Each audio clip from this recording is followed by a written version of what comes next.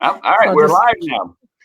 All righty. Well, good afternoon, everybody. This is Klaus Ehlers. This is Klaus in 60 Seconds live on Facebook, where we take about 15, 20 minutes and have really fantastic conversations with amazing folks who are tied to our work at Family Promise in a lot of different ways.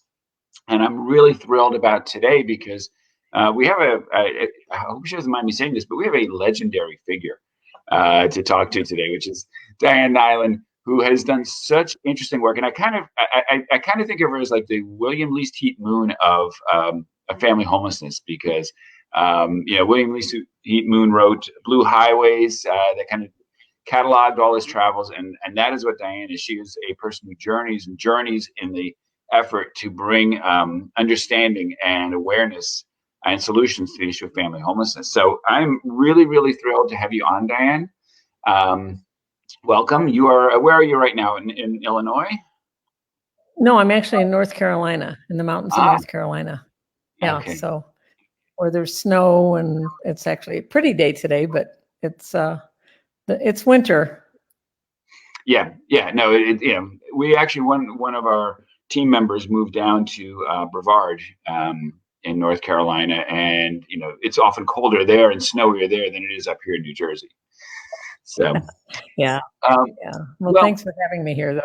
Yeah. It is great to have you. And I think the place to start, right, you've got this long history of being an advocate and a critical thinker on the issue. Just kind of tell us a little bit about your journey of getting into this work. Well, into this work was in the mid-'80s when I sort of stumbled into a job at Catholic Charities in Joliet, Illinois, and didn't know anything about homelessness or any of the issues. And the story is best told in my book. I have my first book, Crossing the Line, tells the story, but it really got me involved in advocacy as well as direct service, running shelters and all. So I went from that to getting involved in helping kids get into school. The kids that were in our shelter were being told no, they couldn't stay in their same school, and that led to something in the beginning of the 90s. And then I've worked with the school districts to help them understand the McKinney-Vento Act and, do some other things. So it's been a journey. And the most recent part of your journey is, you've just come out with the book, and I guess this is, what number is this of books that you've written? Is this? This is actually number 3.5, sort of. Okay. I did. Yeah, that's what I was wondering. I was like, there's a lot of different ways to count that, yeah. Right? But it's dismayed and driven. And tell us about it. Tell us what dismayed means and its context for family homelessness. But yeah, tell us about the book, and if people want to pursue the book, Mitchell put up a link so people can go to where they can order the book. Okay, great. Well, I started a journey 15 years ago. I got rid of everything I owned, hopped in a van, and started traveling around the country. And, as a shelter director, and I ran shelters for 15 years, I thought I knew homelessness and family homelessness. And I just found the more I traveled, and I traveled in non-urban areas, back roads, the more I traveled, the more I saw that I didn't know. And so I was capturing the stories on film of the families that I got to talk to. And it just has been a journey. And, so everybody's like, Diane, you need to write a book. You need to write a book.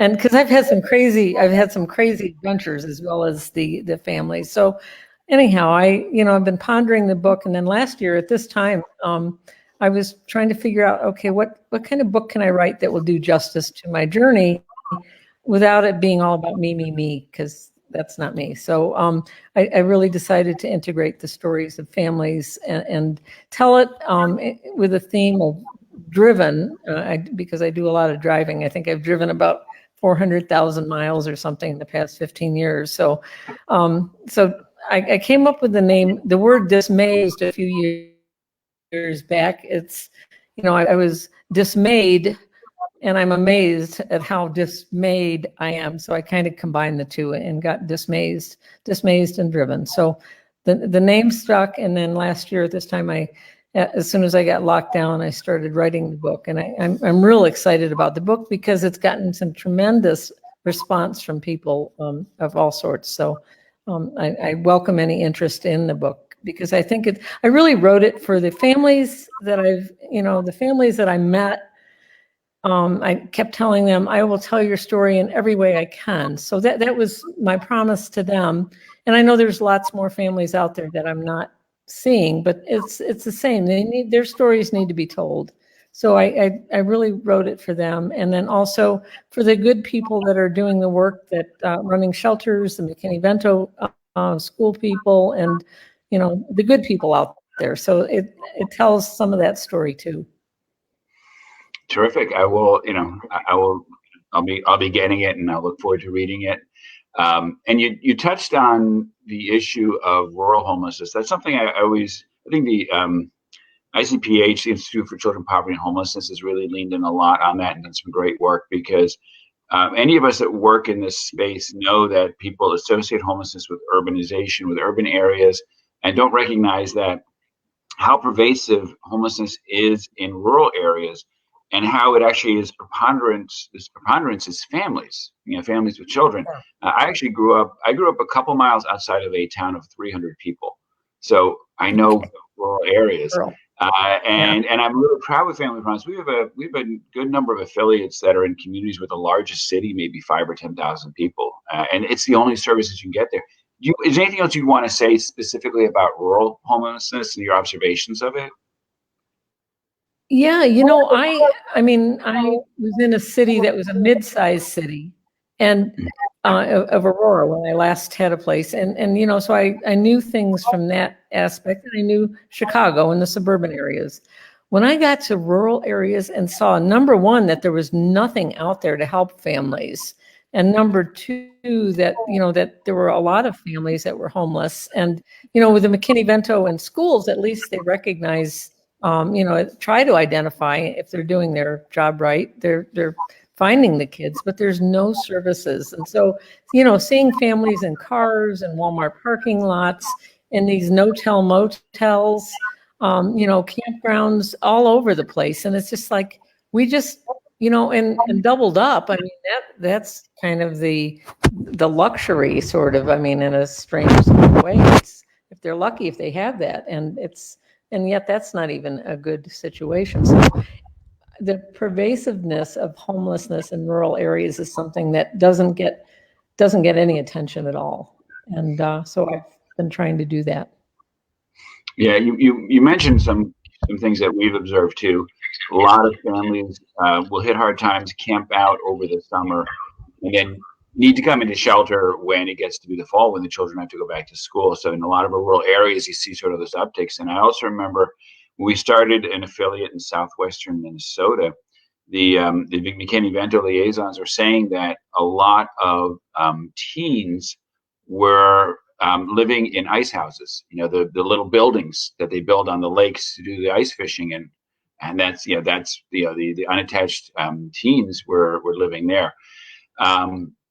Can you talk about, so your organization is Hear Us, which is a fantastic name. Thank you. Thank you. Can you talk a little bit about your organization, what it does, what resources it provides, about the name and everything?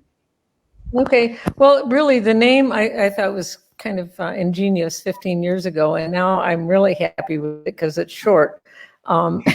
So it really works well with Twitter and all. But I started it with the idea of Barbara Duffield and I were going to do a film. We actually had a grant, and we're going to hire a film crew and get the film crew to record kids talking about what homelessness was like and what school meant. And then when that fell through, I decided to do it myself, and that's 15 years ago. I got a video camera. I got a little camper. I had never been in one before and never used a video camera. And I took off with the idea of just capturing some stories. And I got 75 stories. And it's really probably my best film, in the sense, the one that I didn't know what I was doing, but I just knew it was working. And My Own Four Walls is the film.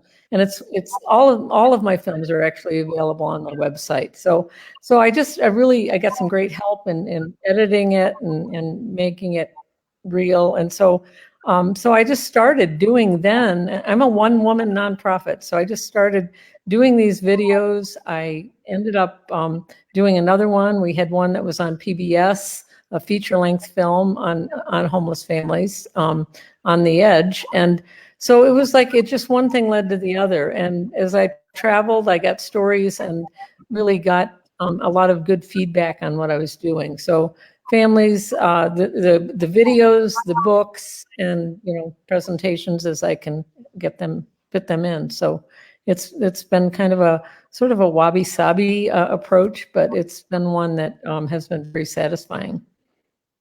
Yeah, and the films are fantastic. I would recommend to everybody to see them. They are just absolutely fantastic.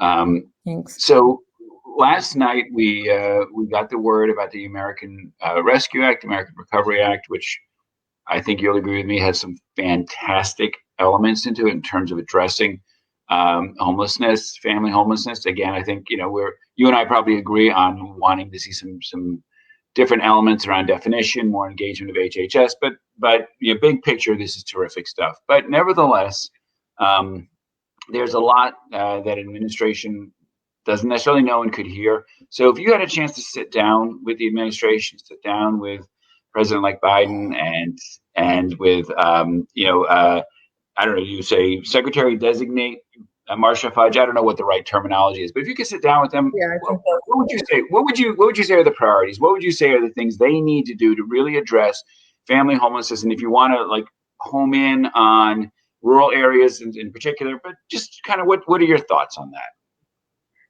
Yeah, this is a great question, and it's a great fantasy too.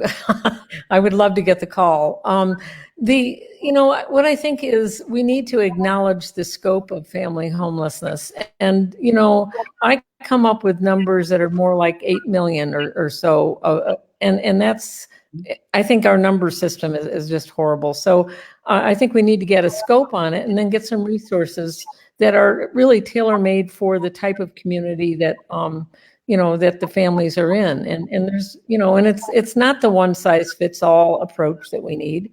We certainly have to look at the levels of homelessness and the solutions.